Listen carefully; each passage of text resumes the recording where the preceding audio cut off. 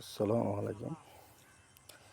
আজকে বিকাল টাইমে বাড়ির পাশে এক ছোট নদীর মধ্যে মাছ মারার জন্য আসলাম।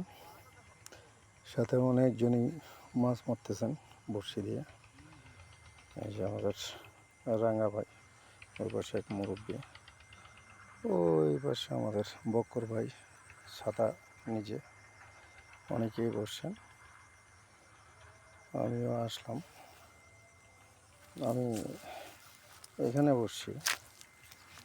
তো মাছ আজকে কম ধরতেছে, পুঁটি, জোয়ারির বাচ্চা, মিরকার বাচ্চা, এগুলো দেখি মাগরিবের আগ পর্যন্ত। এই প্রাকৃতিক সৌন্দর্য দেখেন, নদীর ধারে কীভাবে গরুকে ঘাস খাওয়ানোর জন্য ঘাস চাষ করছে নেপিয়ার। আর একজন কৃষক ভাই তার মোটরের মাধ্যমে পাইপ দিয়ে সরিষা বাড়িতে পানি দিচ্ছেন।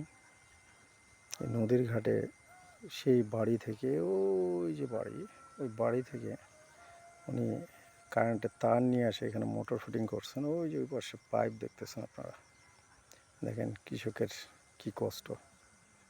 এভাবে বাংলাদেশের কৃষকরা তাদের কষ্ট করে ফসল ফলায় আর সবার মুখে এই খাদ্য পৌঁছে দেয়। তাদের ঋণ আসলে শোধ করার মতো না। তাদের কষ্টকে আমাদেরকে শ্রদ্ধা করা উচিত। ধন্যবাদ সবাইকে। কি সুন্দর প্রাকৃতিক সৌন্দর্য।